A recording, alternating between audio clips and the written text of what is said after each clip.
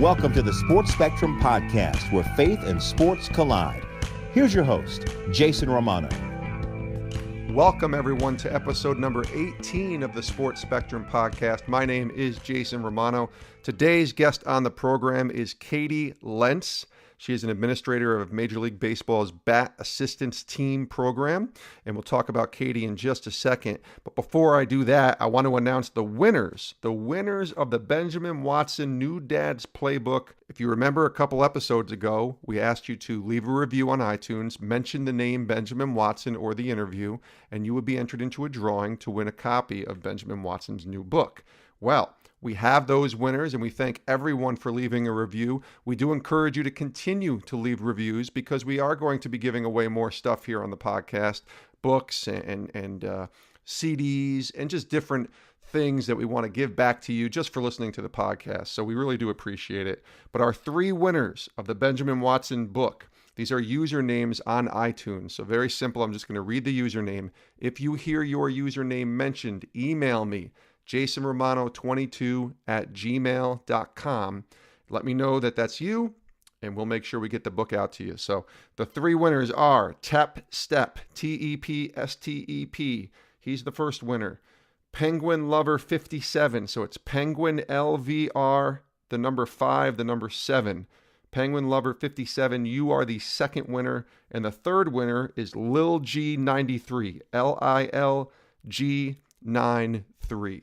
You guys are the winners of Benjamin Watson's New Dad Playbook. And again, thank you everybody for leaving a review on iTunes. Continue to leave reviews. Let us know what you think of the podcast. And subscribe as well on iTunes, on Google Play, anywhere podcasts are found. And check us out at sportspectrum.com. As mentioned, episode number 18, our guest today is Katie Lentz. She does work for Major League Baseball's Bat Assistance Team program, but this has really nothing to do with her time with Major League Baseball. This is the most incredible story I've ever heard. That's as simple as I can say it. The most incredible story I've ever heard. Without further ado, here is our interview on episode number 18, the incredible story of Katie Lentz. Katie, how are you? I'm doing great, Jason. Thanks so much for having me today. Katie, this is great. I'm grateful to have you here. And your story is maybe the most amazing story I've ever heard, certainly of anybody I've ever met in person. And we're going to get to that in a moment because that's going to be the crux of this podcast and this discussion. But let's just start with you, your love of sports. When did that begin for you? Sure. So I'd say it began in about the second grade. I grew up in rural Illinois on my family farm. And in the afternoons and early evenings, my dad would take me out in his pickup truck to do chores, and we'd have a baseball game on the radio. I grew up closer to St. Louis, so I had the Cardinals game on every single evening. And so what my dad would say, he would just say, so I would have all these questions, and I'd say, what's a double play? And who plays first base? And I ended up just really loving the game. And my dad was patient and so loving with me to teach me this game that I love now so much. And by the next year, by third grade, I was the one, he was asking me the questions and I was spitting back out the answers right to him. So it just became just a love of mine at an early age. And I think it's a pretty unique way to learn the game. I never had cable or satellite TV growing up, so I really learned the old-fashioned way on the radio. And that passion stuck with me to this day. Let's go back. It's August 4th, 2013. You're a 19-year-old college student at Tulane University. It's a Sunday morning, and as you're on your way to church, your life changes forever. So let's start with that day and just take us through the morning into what happened. Absolutely. So I'll provide some context about why I was going where I was going that morning. I had an internship with a dental clinic in Jefferson City, Missouri. I'd wanted to be a dentist for 7 years before this. So that's really what I thought my calling was. Turns out that God kind of changed that plan for me, and I'm happy he did. But so I was heading down to Jeff City. I had been going to church on Wednesday nights for the young adult service, and I decided that for my last week of the internship, I was going to surprise my friends on Sunday morning and show up for church. So my family, they were all just waking up for their Sunday morning service, and I went into my brother's room, and my mom and my sister and I all prayed there.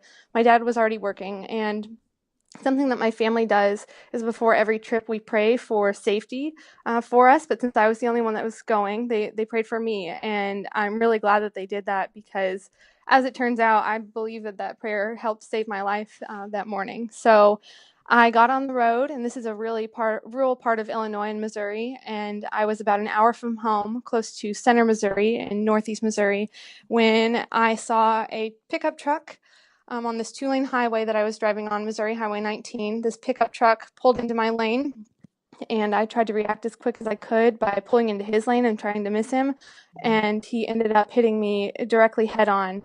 And it was a horrific crash. My vehicle flipped one full rotation and came to rest on the driver's side door, and I was trapped in my car for over 2 hours. And honestly, it is a miracle that I'm here today. And the first two cars on the scene were some people going opposite directions. Actually, there was a couple named Wanda and Curtis, and they were on their way to church.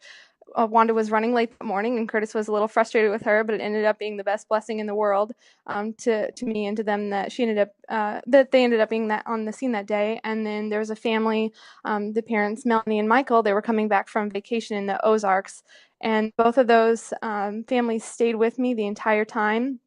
Curtis actually approached the vehicle first, and he led me in the sinner's prayer. He had no idea that I was a Christian, but he knew that I did not look so good, and that if something happened and I didn't make it, he wanted to make sure that my heart was right with God. And looking back, that's so important to me, and I'm really blessed to call him friend, and actually family, which I'll get to later on.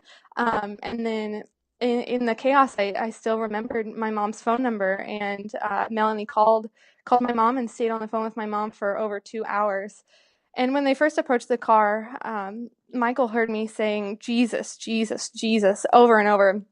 And at first he thought I was taking the Lord's name in vain. And then he heard me say, "I love you, Jesus." And that's when he knew that it wasn't, I wasn't cursing. I was crying out for help, and I was crying out to my Savior, who literally I needed to save me from these horrible injuries during that point. And so I was so blessed to have two Christian families praying for me that day at the scene and to be my support system.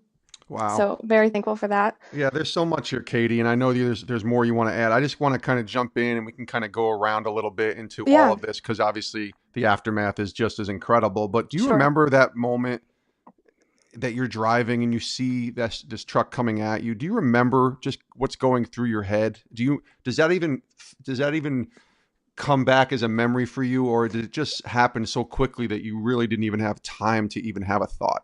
It did. I did have that thought, but I tried to swerve, and the officers on the scene said that if I had even ended up in the lane and missed him, I would have hit the family directly behind them, which was either Melanie, Michael, or Wanda and Curtis. So, I tried to do the best I could, and they said that because I swerved, it was still considered a head-on collision, but it wasn't quite as head-on as it could have been, and maybe that split-second decision saved my life. I don't remember the actual impact of the crash. That's something I'm thankful for because it was very traumatic. I do remember the sensation of moving in the car afterwards, and then I remember everything up until I was put under for surgery, so I was conscious the entire time. So you said you were in the car for upward of 2 hours waiting, kind of hoping that somebody would come and help you get out of this horrific accident that you're in. Describe those moments when you're in the car waiting and you're yelling or screaming or even just saying, "Jesus, Jesus," or "I love you, Jesus." Do you remember what was going through your mind in that time that you were waiting? Yes, and actually, I believe the Holy Spirit was with me during that entire time, because as one of the officers on the scene said, that I never cried, screamed, or got hysterical. All I would ask people to do was to pray out loud. And that was kind of my motto for the day, and it's since been kind of my motto for life. And I just knew that I was in such a weakened state physically that I couldn't physically express the words that I wanted to say. And I needed other people to do that for me, because I needed that encouragement. And, I believe that prayers work, whether they're spoken, whether they're prayed out loud in a group, or whether, it's in the silence of your heart. I believe God hears all of those. But for me in that moment, I needed prayers to pray out loud. And Melanie and Michael did that. And so did Wanda and Curtis. And as far as the severity of the crash, I had no idea. I knew I was hurt.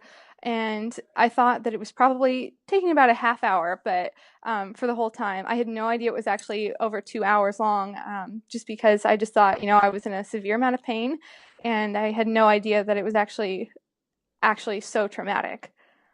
Well, we'll get back to the story in a minute. I just want to ask you, because we didn't really touch on this, your faith, and was that something that you grew up with as a child and you just kind of had rooted in you, or was there a moment like as you got older that you came to Christ? It's definitely was the first one. It's definitely been rooted in me from a young age. My parents took me to church pretty much from the time I got home from the hospital, and I've been in church my entire life. I'm very thankful to have to be able to say that. Sometimes you get these great testimonies of people that didn't know the Lord, but I'm very thankful that I have known Him my whole life. And I'm very thankful to my parents for that. They were instrumental in that upbringing. So I have them to absolutely thank for that, and them to thank for guiding me in the way to prepare me so that when I was 19, I knew who my God was and I knew who I had to call out to in my time of need.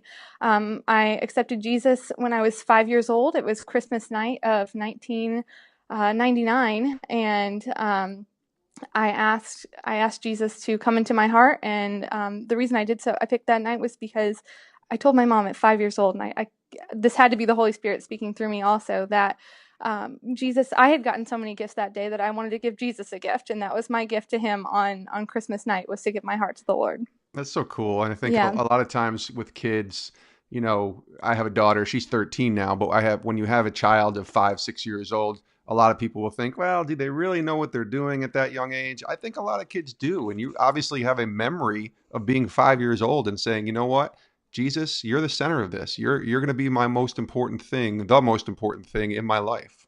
Absolutely.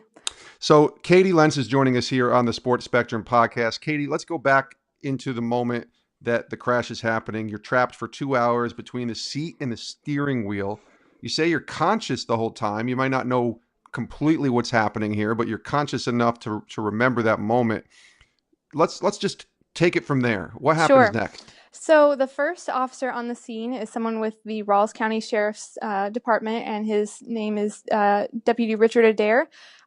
He is a very close friend now, but at the time he didn't know me. I was a stranger in this area. I really didn't think I knew anyone. I was an hour from home, and so he came, and I asked him, as I asked everyone, I asked him to pray for me and to pray out loud. And we've talked a lot about this since then, and all he knew how to pray at that time was the Lord's Prayer, and he knew that that was fine and good, but that's not what I was asking for at that time. So that's why he allowed Curtis to stay at the scene to continue to pray for me, and I ended up being 4 fire departments on the scene, and another sheriff came on the scene from a neighboring county, and he actually spoke with my mom on the phone, and he said, I need you to hold on to your faith. This is a very serious accident, and I need you to prepare yourself. And for a mother to hear those words, I'm sure if you heard those words about your own daughter, you would just be so distraught. And my mom wasn't. She was in the parking lot of our church. She had just arrived, and she had gotten this phone call from a number she didn't recognize, and she was hearing all of this, and she believes the Holy Spirit was with her the entire time that day. She herself did not get upset, even though it was definitely something to be concerned about, and she believes the Holy Spirit shielded her from that. So we're both really grateful that she had that experience that day. And then moving forward, we had these 4 fire departments on the scene. 3 of them are volunteer, and the last one was vocational firemen. And so the first 3, they had been trying to get me out. They took the roof off the car because they had to try to push the steering column away from me, and but it was really difficult for them, and ended up the tools stopped working. The metal, I'll tell you about the car I was driving. It was an 89 Mercedes. I lovingly called it the Green Bean. It was my aunt's that she had actually handed down to me when I was 15. And when she gave it to me, there were 269,000 miles on it, but the odometer was broken at that point, and we don't know how long it had been broken for. Wow. And this was 4 years after that. So that car, I said, it's the best gift I've ever gotten because it's the only one that saved my life. So, and the officials later told me that, if I had been in a different model or a different type of car, I might not be here also. So very grateful for that as well. And but because it was it protected me so well, the metal also compacted so tightly that it was really difficult for the firemen to use their tools to get me out. And their tools just weren't working, and they weren't working. And by that time, the flight nurse had already arrived. There was a helicopter at the scene, and they said that they'd never seen this before. The pilot shut off the helicopter and got out because it was taking so long, and they'd never seen this of all the crashes that they'd worked on. So this was a really unique case. And the flight nurse, I had an IV in my arm. She was monitoring my vital signs, and she told the officers that she's not going to make it. You have to do something. You have to get her out of here. But something that they decided to do is that when a person is trapped in a car, as I was, they're not supposed to move the vehicle with the patient still inside because something could shift and I could bleed out or be paralyzed. And but at that point, there was no other option. And Richard Adair, who I mentioned, he had spoken to my mom on the phone, and he promised my mom that he would get me out of the car, even though that he didn't know if that was a possibility, but he wanted this so bad. And so the 4 fire departments, they gathered around, and they decided to move the vehicle with me still inside of it, because that was the last resort. I mean, it was that or I die in the vehicle right then. So they got 20 firemen around the car, and they rotated it upright. So all 4 wheels were on the ground, and the witnesses say that it just looked like someone was laying a piece of paper on the ground. It was so gentle and so soft. And then they were able to put a harness around me and get me on a stretcher and into the helicopter. And that's kind of the defining moment for me, is the decision that they made in the helicopter. They had to decide if I was going to St. Louis, which was a 30-minute flight with bigger hospitals and better doctors, or if I was going to my hometown hospital in Quincy, Illinois, Blessing, and go there. It was a 10-minute flight, and just doesn't have necessarily the capacities that the St. Louis hospitals did, but they chose Quincy because they didn't know I would last the extra 20 minutes. And that's how close I came to death, is 20 minutes. And I get a little choked up thinking about that, because 20 minutes is nothing to us. Right. We can't even watch a TV episode in that time. But it's amazing they were able to do all the surgeries right there. A month prior, a new trauma surgeon had joined the staff at Blessing Hospital, and because of that, their trauma center got upgraded, and I was able to have all of my major surgeries done there. So it's called Blessing Hospital. Yes, it's called Blessing Hospital. It's actually where I was born too. It's amazing. I mean, just the name alone. I know. It gets me emotional too, because that's just it. I don't know. I don't really know what to say other than it just makes me smile to think that that's the name of the hospital. Now, let me ask you, because you described this in such rich detail, and obviously you're describing a lot of what's happening based upon people and what they've told you as well. But how much do you actually remember, Katie, all of what you just described, getting into the helicopter, getting to the hospital? How much do you remember of that? I remember all of it. I was conscious the entire time, the entire 2 hours and 10 minutes that I was trapped in the car. Of course, the conversations that were had with the officers and the people that were there, they were told to me afterwards. But I remember everything. I remember funnily enough, several of the paramedics talking to me, and they wanted to keep me awake. And so we talked a lot about Cardinal baseball. So that was something that I could talk about for a long time, and that's what got me going. And so we talked about other things too, pets, things like that. But I do remember speaking about that. So it's funny how baseball was part of it, even in the midst of that wreckage. It's funny what calms our sort of psyche and our brains, kind of how it works, is when we talk about something that we can just relate to. And for me, that's probably sports as well. So that's pretty neat. We're talking to Katie Lentz here, and her story is just an incredible one. Katie, what was the damage in terms of the injuries? Sure. I had 15 broken bones. So I had 2 compound fractures in my on my right leg. So that was my tibia and fibula and my femur, where the bones were actually sticking through the skin. Thankfully, I could not see any of that. The steering column was blocking my legs, and I couldn't see that. And of course, they had me covered in the hospital. So that was the major injury. Then I had a broken bone in my foot. I broke my left femur as well, though it was not a compound fracture. And I broke 9 ribs and shattered the bones in my wrist. I had some internal organ damage that thankfully did not require surgery, and I had multiple lacerations all over my body. But thankfully, from the neck up, I was totally fine. My smile was fine. My face was fine. Didn't have any external or internal damage from the neck up. Are you in intense pain, or are you in shock to the point where you really don't feel it all? You know, a lot of people have asked me that, and I felt every bit of it, Mm. every bit of it. And I mean, God gave me the strength to carry on. It's not my own merits or my own toughness. I believe that was God given. And the the most excruciating moment in my entire life was when they lifted me up out of the car, because that was when my legs moved for the first time. Mm. And I'll never forget that. It's hard to talk about even still, but I am so thankful that I had the care that I did, both at the scene and in the hospital, because I've made a full recovery, and my doctor says that I can run a marathon if I want. I don't know that I want to, but it's there as an option, for me, and I'm so thankful that God allowed me to fully recover. That's incredible. I love hearing your story. This is the second time you've told it to me, and I just shake my head in listening. It's such a miracle and an awesome thing to hear. But the crazy thing, Katie, here, this is where it gets crazy, people listening into this podcast. The story isn't done yet. Yes, we're going to talk about your recovery, and we're going to talk about sort of, just what that was like in a minute. But something even, to me, more miraculous and crazy happened, which is hard to imagine when you hear a story like this, that it can be even more miraculous and crazy. But something did. Why don't you share with us what that was? Sure. And as I mentioned before we started recording, that if I had survived this crash, my doctors told me that it was a miracle that I survived. And I think for even anyone who hears that, if doctors tell someone that it's a miracle that they survived, I think people take note. And my doctors say I should be dead, brain dead, or paralyzed, but I'm none of those things, and I'm fully healthy. So I think, my nurses in the hospital and my hometown would have known that it was a miracle that I had survived, had that just been the extent of it. But the entire world got to know, actually. And because of that, the reason for that being is that while I was trapped in my car, about an hour into the rescue, there was a priest who stopped by the scene of the accident, and he prayed for me.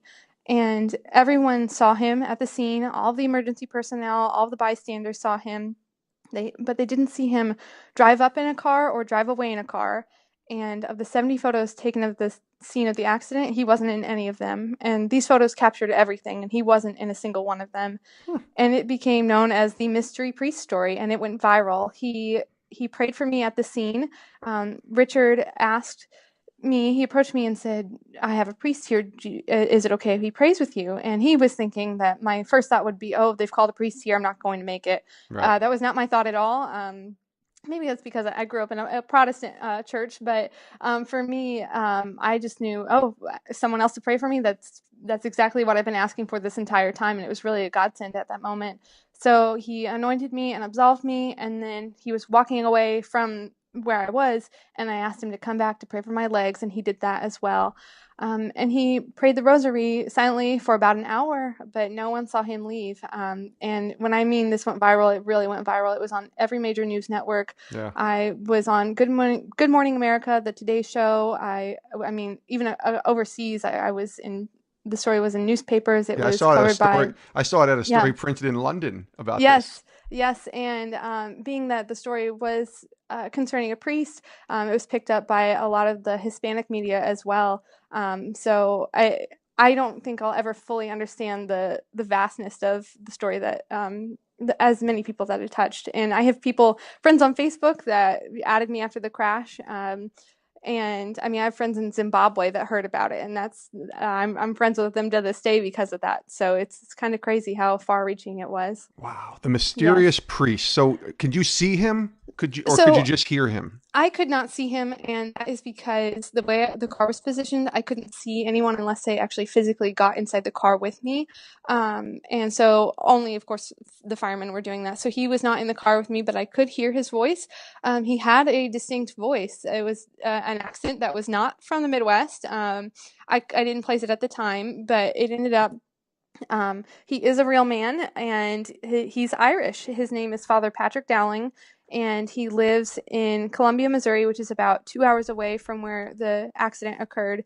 He was actually filling in for a sick priest that morning, which is why no one recognized him. And this part of Missouri is very Protestant. There are very few Catholic parishes, so for someone to not recognize a member of the clergy would have been very odd. They just don't see other members of the clergy, and so that's why no one recognized him. And I don't know why he wasn't in any of the photos, but I'm really glad that God allowed. He was doing his job that day. He said he was praying for sick people. That's what priests do. And Father Dowling was praying for sick people for a sick person that day, me in my car, and God allowed him to be used as he was serving him. Not looking for any attention. And the reason that we didn't find him until a week later.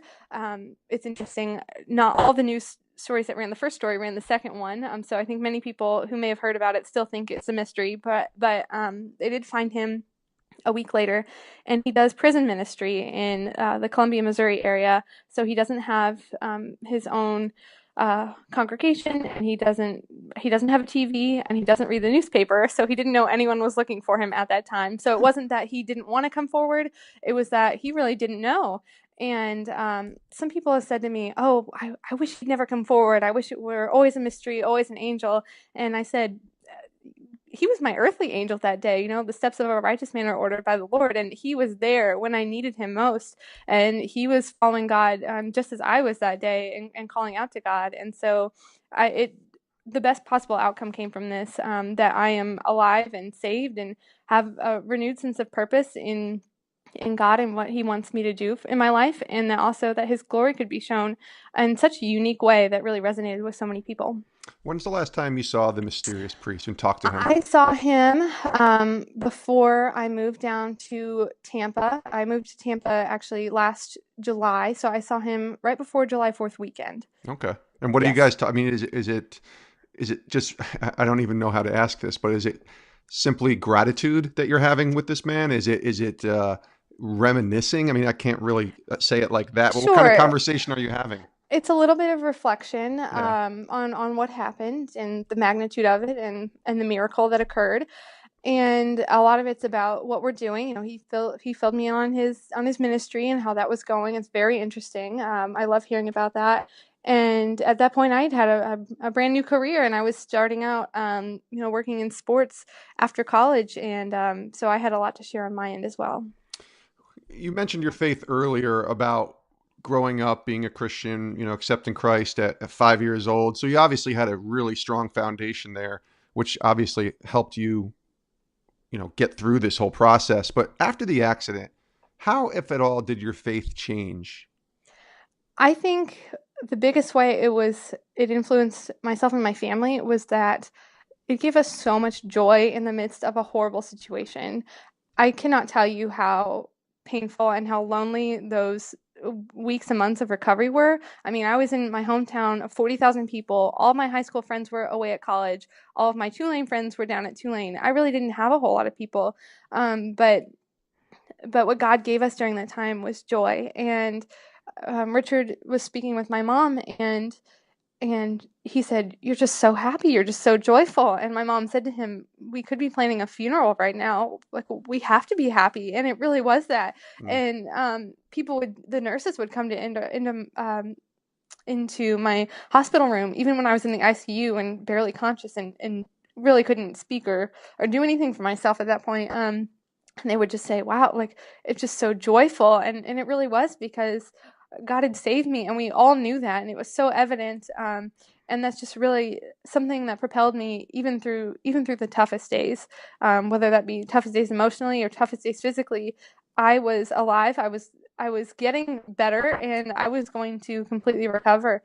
And what could be more of a blessing than that? You said 15, and you're right. There's not a better blessing than that.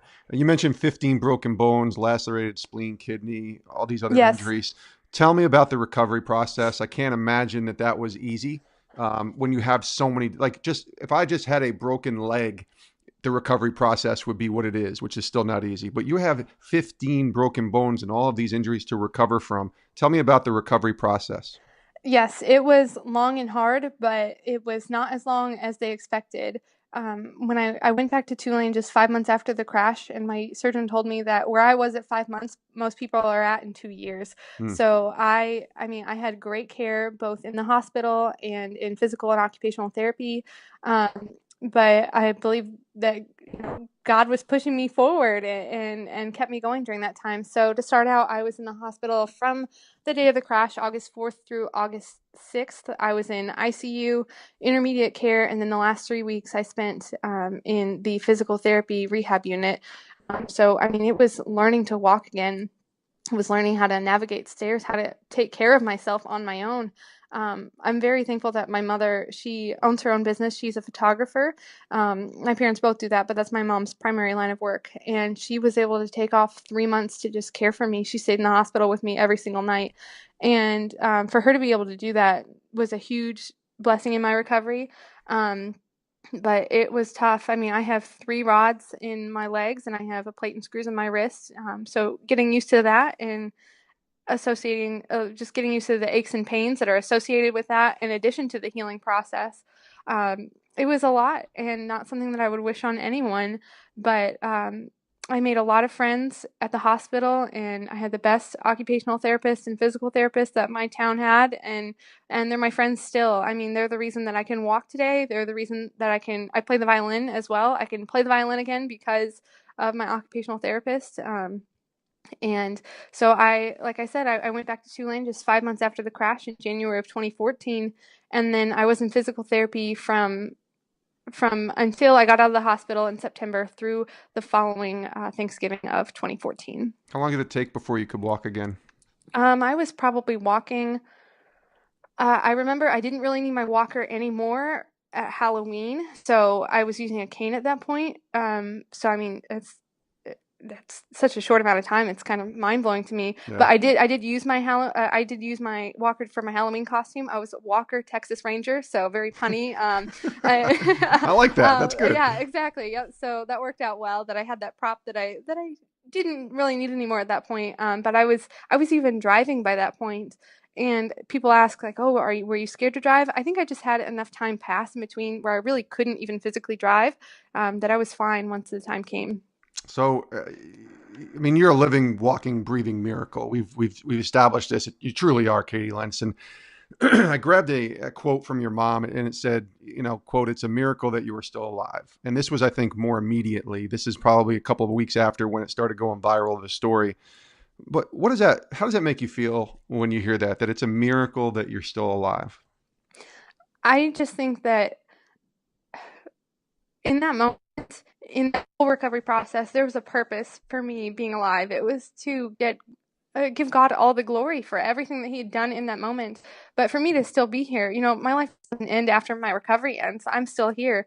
And I know that he's using me now. I've seen that be so evident in my personal and professional life. And I'm so thankful to know that he had a plan for me all along, that being a dentist was not what he had in mind, and it was okay for those 7 years that I'd planned that I'd kind of staked my life around when I went to college. And he turned my life upside down on August 4th. And I just want to be used by him every day that I'm on this earth, because I know that he gave me the gift of life, not only when I was born, but he gave me even a second chance when all of the science and all of the medicine says that I should be dead at this point. I am alive and breathing because of him. How is your health today? It's fantastic. I have no lasting issues. Occasionally, I'll get some aches and pains associated with the titanium rods. It's very minimal, mostly. I can usually get by that pretty quickly. And I really have no lasting impact. That's amazing. That's awesome. Yes. Katie, I want to ask you about the man who hit you back that day in 2013. Did you ever find out who it was? Did you ever have any kind of connection or communication with him? Yes. He apologized. I had to give a victim impact statement in court one time, and that was probably one of the hardest days of my life because I had to recount everything that I went through and every way that it had affected me. And he did apologize during that time, and the judge I had a judge in little bitty Rawls County, Missouri.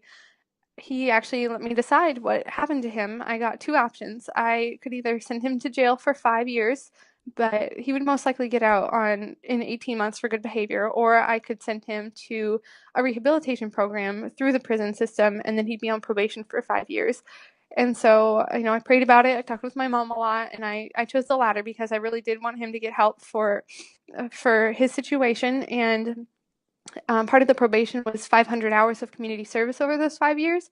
But my mom and I thought that what would really be the right amount would be 800 hours, because I was in the hospital for 5 weeks, and that's about 800 hours. So we thought that having that equivalent would be right. And I really do. I know that our paths will probably never cross again, and but I really believe I've forgiven him in my heart, and for me it was a process. Sometimes it's just like a decision that you have to make, and I think I did want to forgive him from the very beginning, but it's not the easiest thing, and my heart had to go through a lot of changes, and a lot of time had to pass. But it was probably about, I think, December 2015 when I realized, I didn't think of the situation. And I mean, I never had any hate or anything like that. Of course, it's uncomfortable, and it's not something I want to think about or dwell on. Right. But I see December 2015 is really the point where I realized, and it was not one thing. It was just like, you know what? When I think about this, I'm not upset. I'm not angry. I'm not. I really felt freed from that. Wow. I'm writing a book on forgiveness right now, and I think you know that. And Yes. it's a different type of forgiveness. It's a forgiveness in a broken relationship with my dad. But this is a different type of forgiveness here, Katie. I mean, and again, I understand. I think it's amazing that you were, first of all, being able this part I don't think that we talked about when we have met previously. I didn't know that you had sort of the power to determine the fate of this person who hit you. Right. But also, on consulting with your mom and having your mom and probably your dad too, your parents being a part of what this was about, and you guys chose to go with grace. I mean, it's not like he still didn't, have to pay, for what he did. There's 800 hours of community service is a lot, but Sure. you show grace, and forgiveness is such a powerful thing. It's also such a very difficult thing. And you said it took you 2 years.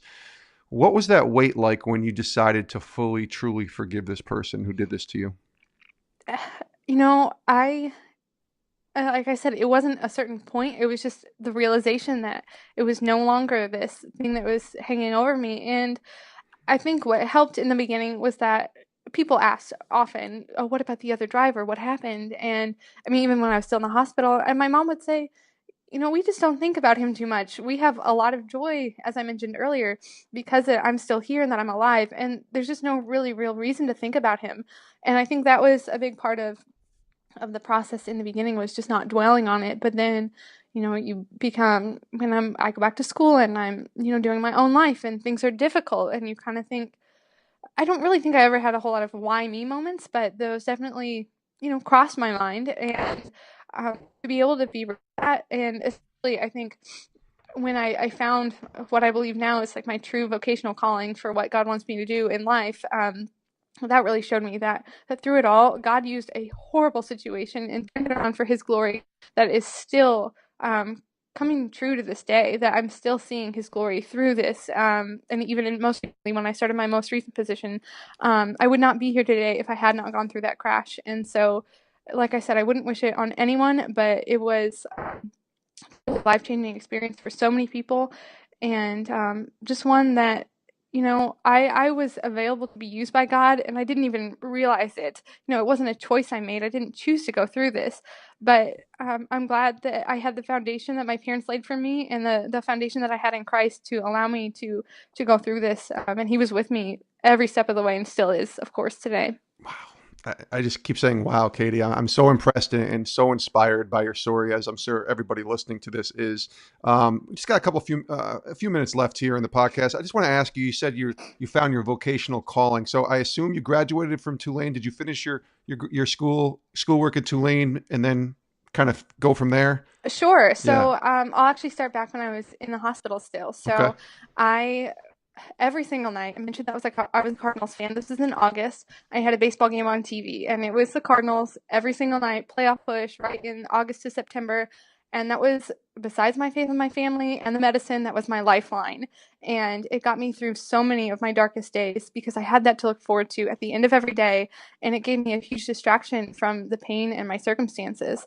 And I had a friend from high school who loves baseball just as much as I do, and he reached out to some teams and he said, "Hey, this is what happened to this girl. Can you send her something?" And teams did send me care packages. One from the San Francisco Giants, they sent me quite a few things, and one of the things that I have on my desk here at work is a replica World Series ring. It sits right in front of my keyboard, and I look at it every day, and I think of this is why I'm here. This is because I went through this experience. That's why I'm here. And I ended up, I mentioned I wanted to be a dentist, and I went back to school in January, and I was secretary of the Pre-Dental Society, and I looked around the room at our first meeting, and I realized, okay, I don't want to do this anymore. So I thought about what are my passions, and sports was number one on the list. And so I figured out that that's what I wanted to do.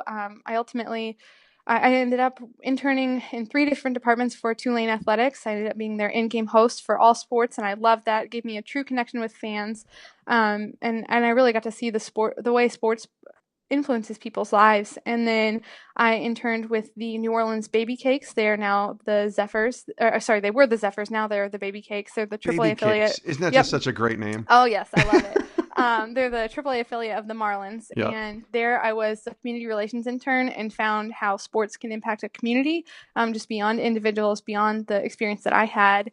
And then from there, I was with them for about a season and a half, and after I graduated, I went to the Tampa Bay Buccaneers to serve as their community relations intern, and that was from July of 2016 through January of this year, 2017. And I really learned a lot and grew there and kind of came into my own, and it ended up setting me for a great position here with the baseball assistance team. And I truly feel that that even though sports isn't necessarily, maybe most people wouldn't think of it as a ministry. I know you do, and many of your listeners do, but I feel like what I do every day is just an extension of being the hands and feet of Christ, and I'm really thankful to have that opportunity. Yeah, you are a walking ministry, is what you are, Katie Lentz. You really are, because all people have to say is, "Tell me about you," and suddenly you have this amazing testimony, this miraculous story to share with people and to encourage them and really be a true light. Like, people would ask me all the time, how can you be a Christian in the workplace, when I worked at ESPN? And I say it was about relationships and loving people and serving them, and then opening up a door for me to share my faith.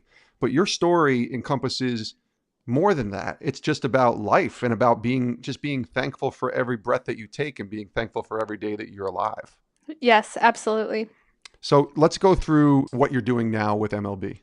Sure. So I am the administrator for the baseball assistance team.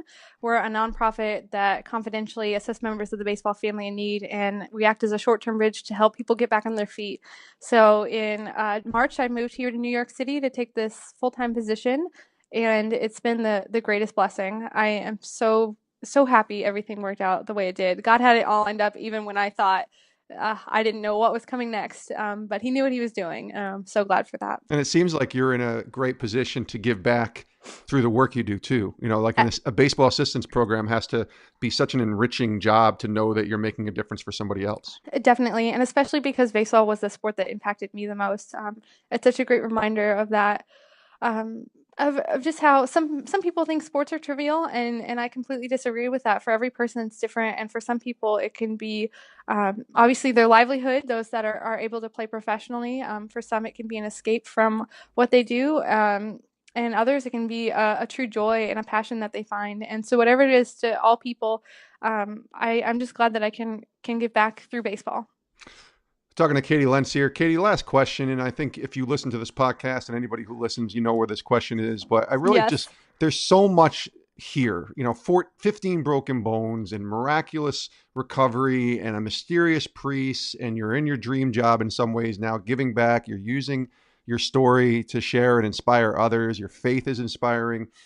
But what is God teaching you right now through all this? 4 years later, what is he teaching you? I think that God knows me so well. He knows me better than I know myself.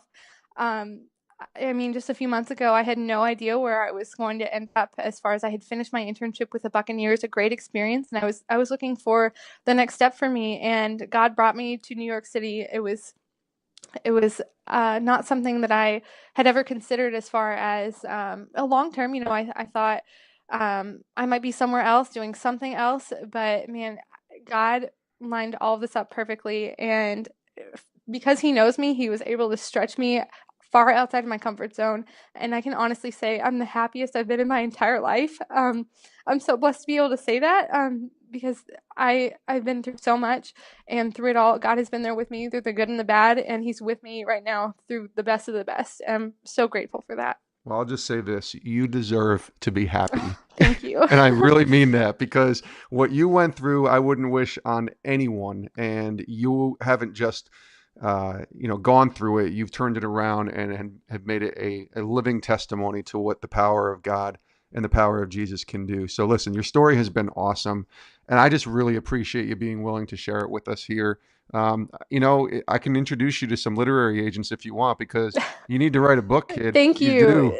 It's something I want to consider. Absolutely. You should definitely do that. Katie, thanks so much for joining us here on the podcast. Thank you very much, Jason. Wow. Katie Lentz, what an incredibly powerful, emotional story. What a difficult interview to do in a lot of ways, but Katie was so composed and just so well-spoken, and really just the humility that exists in this young lady to be able to forgive the person that almost ended her life, for her mom to do that as well. I'm just inspired, and I'm challenged as a believer in Christ, as a follower of Jesus, to be more like him. And I think Katie Lentz, in the way that she responded and the way that she has fought this battle of rehabilitation after her life almost ending, is inspiring. And it challenges me to want to be more Christ-like in the way that I carry myself each and every day. So thank you, Katie Lentz, for being a part of this Sports Spectrum podcast and for telling your story. I pray that all the people who have listened to this podcast would be inspired in a way that would draw them closer to Jesus in a very similar way that it did for you. Thank you so much for joining us, and we will see you next time on the Sports Spectrum podcast.